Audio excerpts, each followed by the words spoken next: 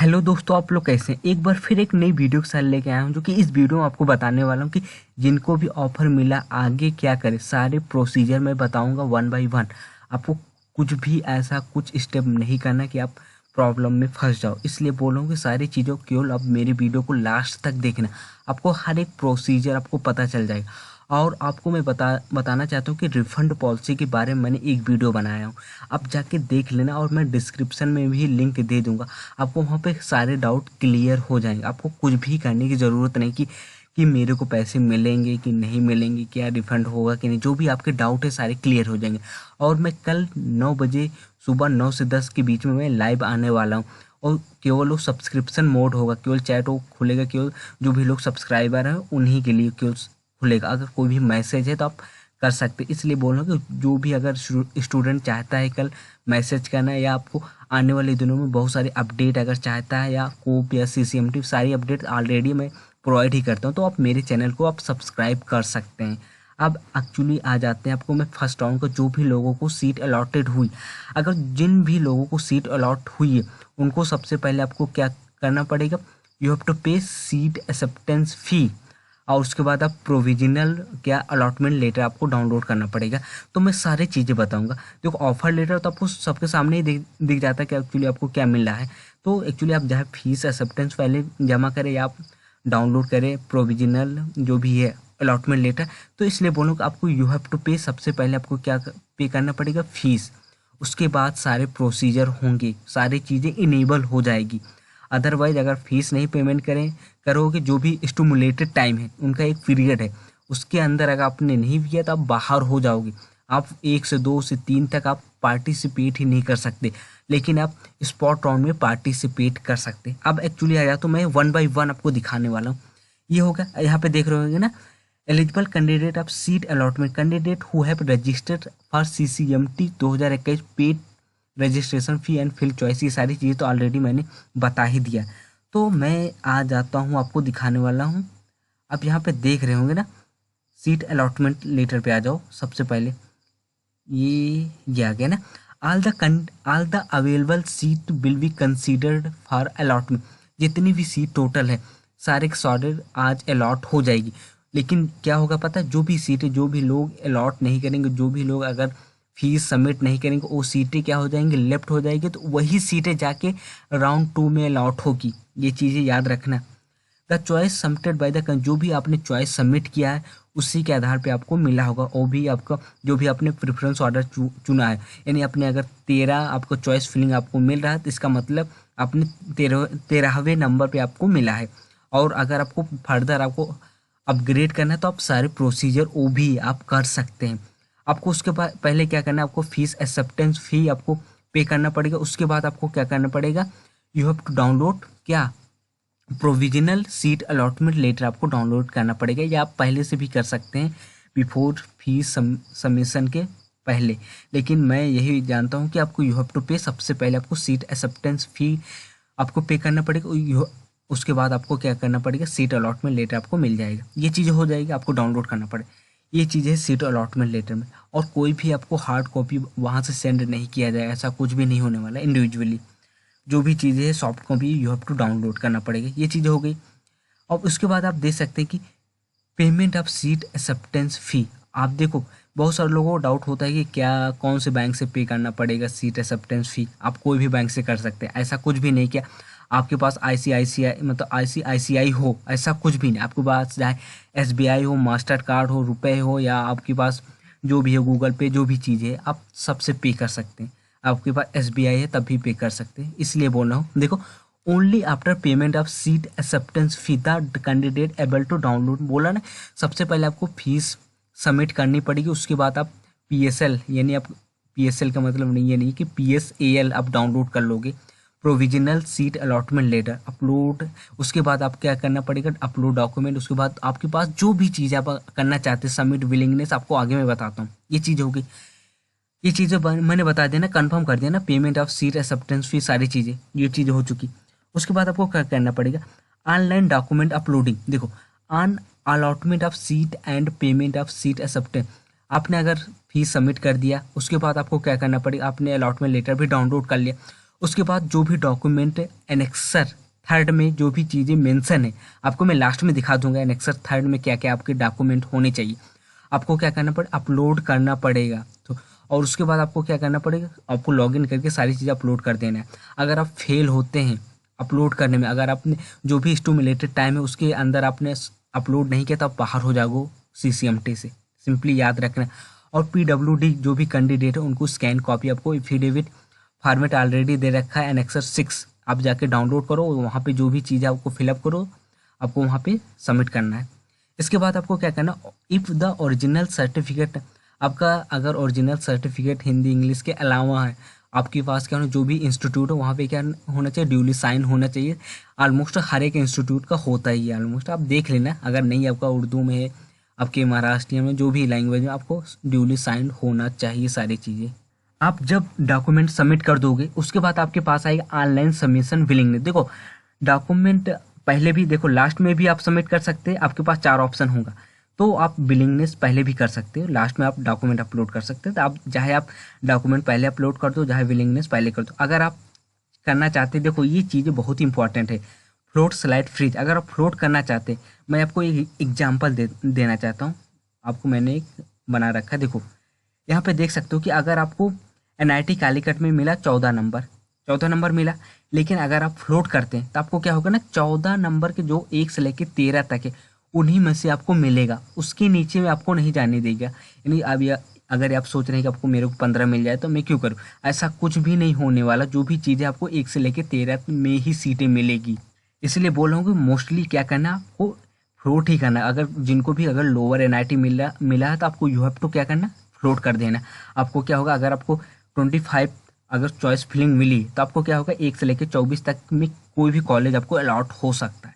इसका मतलब ये हुआ, फ्लोट का मतलब ये हो। अगर आप फ्रीज करना चाहते हो, आपको मान के चलो अपने प्रेफरेंस नंबर 1 दिया, आपको NIT तिरछी मिल गया, आप क्या कर दिए, सबमिट कर दिए, सिंपली आप फ्रीज कर दिए, आपको जाने की ज़रूरत नहीं। इसलिए तभी करना फ्रीज, तभी करना आपको लगता है कि नहीं मेरे को यही ही लेना है, तभी करना, अदरवाइज मत करना। आप कर देना, स्लाइड कर देना या फ्लोट कर देना, जो भी करना चाहते हो कर सकते हैं। अगर आपको लेना ही लेना है तो आप कर देना, फ्रीज कर देना। और मैं एक चीज़ और बताना चाहता हूँ, अगर आप कोई भी अगर बंदा करना चाहता है स्लाइड का मतलब ये हुआ कि आप एक ही इंस्टीट्यूट में केवल पार्टिसिपेट कर सकते। अगर NIT तिरछी में आपने स्लाइड कर दिया था, आपको जो भी स्पेशलाइजेशन आपने NIT तिरछी में फिलअप किया था उन्हीं के अंदर ही मिलेगा। ऐसा कुछ भी नहीं होगा कि आपको कोई अदर NIT में मिल जाएगा। आपने जैसे NIT तिरछी फिलअप किया, स्लाइड कर दिया, तो NIT तिरछी में जो आपने स्पेशलाइजेशन फिलअप किया था उसी के अंदर ही मिलेगा। यहाँ पे अदर NIT का कोई चांस नहीं होगा। समझ गए ना। अब एक्चुअली आ जाता हूँ मैं आपको सिंपली दिखाने। देखो float, if they wish to consider if the next round of all their preferred choice. हाँ, यहाँ पे सिंपली आप देख ही रहे ना, आप नेक्स्ट राउंड में पार्टिसिपेट कर सकते हैं, आपको उससे अच्छा प्रिफर्ड इंस्टीट्यूट मिल सकता है। If they wish to consider next round, देखो विथ एन इंस्टीट्यूट या इंडिविजुअल इंस्टीट्यूट में केवल पार्टिसिपेट कर सकते हैं। स्लाइड, अगर आप सेटिस्फाई हो तो फ्रीज कर देना, आप कुछ मत करना। ये चीज़ें हो गई। अब आगे मैं बताता हूँ एक्चुअली आपको करना क्या। और उसके बाद आप देख सकते हैं ऑनलाइन डॉक्यूमेंट पे आपने जो भी डॉक्यूमेंट अपलोड किया, उसके बाद आपके क्या करेंगे, जो वेरीफाइंग ऑफिसर आपको चेक करेंगे आपने डॉक्यूमेंट करेक्ट अपलोड किया है कि नहीं। अगर आपने गलत अगर अपलोड कर दिया, कुछ भी फॉल्स इन्फॉर्मेशन, तो आप वहीं से ही बाहर हो जाएंगे। इसलिए सोच समझ के अपलोड करना, 1 से 2 बार आप चेक कर लेना। और एक चीज़ और बता दें कि अगर स्टिल अगर कोई क्वेरी रहेगी, अगर आपने गलत भी डॉक्यूमेंट अपलोड कर दिया, तो आपको क्या है, मैसेज, यानी मैसेज का मतलब क्या है, आप जब भी लॉगिन करेंगे ना CCMT में, उसका एक पोर्टल होगा, पोर्टल वहाँ पे आपको मैसेज करेंगे क्वेरी पे। आप वहाँ पे, इसलिए मैं बोल रहा हूँ कि आप विजिट करते रहना पर डे। अगर वहाँ पे कोई भी मैसेज आ सकता है कि आपको ये प्रॉब्लम, आप यहाँ पे री अपलोड कीजिए, वहाँ पे आप री अपलोड भी कर सकते हैं। इसलिए बोल रहा हूँ कि अगर आपने कोई भी गलती की है तो आप, इसलिए बोल रहा हूँ कि आप विजिट करते रहना पर डे जो भी साइट है। और ऐसा मत करना कि आप एक बार अपलोड कर दिया आप छोड़ दिए, ऐसा मत करना। ये भी हो सकता है आपके डॉक्यूमेंट क्या कर दिए, रिजेक्ट कर दिए। इसलिए बोल रहे कि वो सारी चीज़ें आप देख लेना, जो भी चीज़ें होगी स्टिमुलेटेड टाइम में होगी, इसलिए सारी चीज़ें आप एक बार देख लेना। ऐसा कुछ भी नहीं हो। अगर आप इशू अगर 1 से 2 बार आपने गलत किया फिर से, तब भी आपको क्या क्वेरी आप वो लोग भेजेंगे कि आप यहाँ पे आप रीचेक कीजिए और उसको री अपलोड कीजिए। इसलिए बोल रहा हूँ कि आप चीज़ों को पर डे विजिट करते रहना। यहाँ पे आप देख सकते हैं interaction between the document verifying officer and candidate can be occur multiple time, हो सकता है ना, मैंने बोला ना, ऐसा कोई जरूरी नहीं कि एक ही बार, मे भी हो सकता 2 बार आपको कांटेक्ट करे। कांटेक्ट यानी आपको वहाँ पे क्वेरी आपको भेजे। वहीं पे लॉगिन यानी CCMT पोर्टल में ही आपको होगा सारी चीज़। आप जब भी लॉगिन करेंगे तो वहाँ पे मैसेज दिख जाएगा, वहाँ पे एक उनका एक स्टेटस होगा ऑनलाइन डॉक्यूमेंट वेरिफिकेशन, वहाँ पे आपको टिक मार के आएगा। अगर आप वेरीफाई हो जाओगे तो वहाँ पे टिक मार के आएगा, यानी आप यू आर वेरीफाइड, यानी आपने सही सही अपने अपना डॉक्यूमेंट जमा किया है, यानी आपने अपलोड किया है। ये चीज़ हो गई।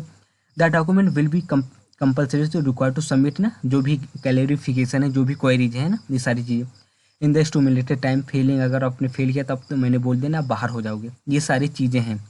उसके बाद आपको करना क्या है, उसके बाद आपको लास्ट में आपको ये चीज़ और एक चीज़ आपको बता दें, और उसके बाद मैं आपको वीडियो की एंड करता हूँ क्योंकि वीडियो ऑलरेडी लॉन्ग हो चुकी है। देखो उसके बाद आपको करना क्या रहेगा कि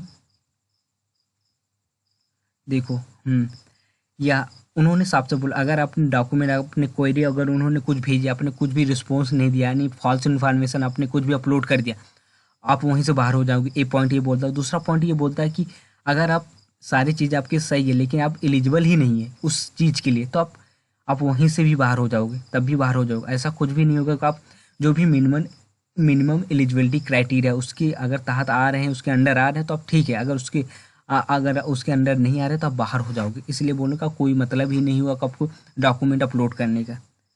ये चीज़ हो गई। ये चीज़ उसके बाद आपको देखा क्या करना पड़ेगा, ये सारी चीज़ें ऑलरेडी बोल दिया कि CGPA मैटर और ये चीज़ें लास्ट में बोल रहे हो। देखो ODBC तरह के क्या ऑनलाइन डॉक्यूमेंट वेरिफिकेशन, जो भी अगर आपने डॉक्यूमेंट आपने जो भी सबमिट किया उसके बाद आपने अब वहाँ से अगर वेरीफाई हुआ तो सारी चीज़ अगर वेरीफाई होगा तो वहाँ पे क्या कर सकते हैं आप एक तरह का आप लेटर होता है, आप वहाँ से क्या कर सकते हैं, डाउनलोड कर सकते हैं। वहाँ पे सारी चीज़ें लिखा रहेगा कि आपको प्रोग्राम कौन सा लैट हुआ, आपने क्या किया, फ्लोट किया, स्लाइड किया, आपका डॉक्यूमेंट क्या स्टेटस क्या है, सारी चीज़ें वहाँ पे लिखा रहेगा ODBC में।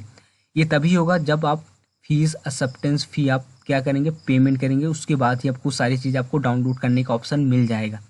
इसलिए मैं बोल रहा हूँ कि सारी चीज़ें आप जो भी चीज़ें आप प्रिंट करके रखना।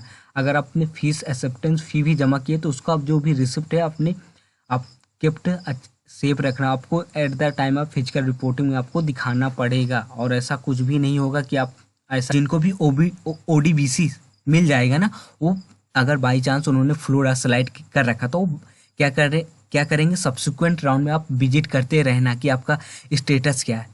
ODBC तभी मिलेगा जब आपका डॉक्यूमेंट वेरीफाई हो जाएगा। सिंपली समझ रहे हो ना। उसके बाद आप क्या करना, डाउनलोड कर लेना।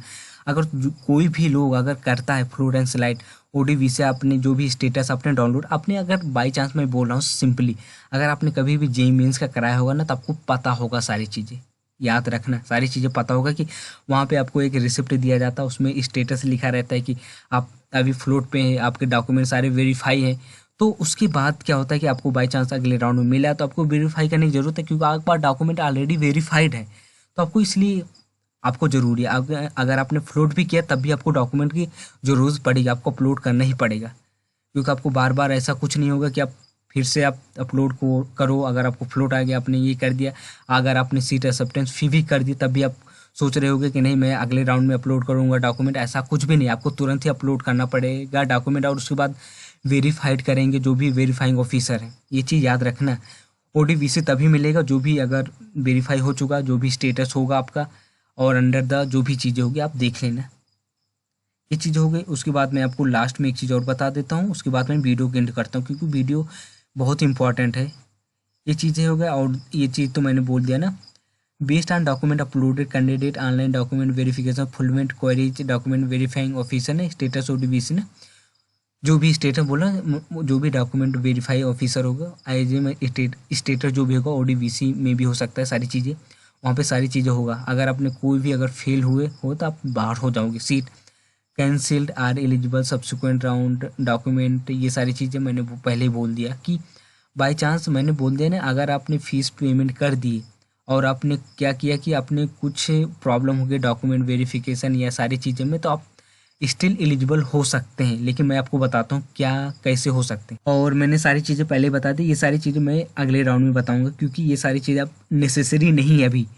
आप ODBC जो भी है ODBC सारी चीज़ें आप क्यों ऑनलाइन वेरिफिकेशन डॉक्यूमेंट करो, उसके बाद आप डाउनलोड करो, आपका स्टेटस चेक होगा। आपके एक बार आप वेरीफाई हो गए तो आपको कोई भी प्रॉब्लम नहीं होगी। और जो भी सेकंड राउंड आएगा उसके बाद मैं आपको बताऊंगा एक्चुअली आपको करना क्या रहे। इन सब चीज़ों को आपको आप क्या क्या करना, रिमेंबर रखना, या सारी चीज़ों को जो भी चीज़ आप देख लेना। यहाँ पे कुछ भी करने की ज़रूरत नहीं है। यहाँ तक मोस्टली मैं बोल रहा हूँ कि आपको ऑनलाइन डॉक्यूमेंट वेरिफिकेशन तक और ओडीवीसी तक आपको जाना है। उसके बाद आपको सेकेंड राउंड में सारी चीज़ें मिलेगी। ऐसा कुछ भी अगर आपने कुछ भी अपलोड कैटेगरी कुछ भी गड़बड़ किया तो आप बाहर हो जाओगे, याद रखना सारी चीज़ें। और ये सब वीडियो हो चुकी है। अगर वीडियो अच्छी लगी प्लीज़ लाइक करो, शेयर करो, सब्सक्राइब करो, सारी चीज़ आपको मिलेगी। 1-2 आपको मैं कल लाइव आने वाला हूँ, आप 9 बजे भी रेडी रहना। ओनली फॉर सब्सक्राइबर मोड रहेगा वहाँ पे, आप देख लेना। और एक चीज़ और बताना चाहता हूँ कि अगर नए हैं तो प्लीज़ सब्सक्राइब कर लो। और फीस रिफंड पॉलिसी के बारे में मैंने ऑलरेडी बता दिया हूँ, आप जाके वीडियो को देख लेना। आपको इस कोई भी चीज़ स्किप मत करना। और वहाँ पे मैंने 5 पॉइंट मैंने बोला है, आप देख लेना अच्छे से, सारी चीज़ आपको कंफर्म हो जाएगी।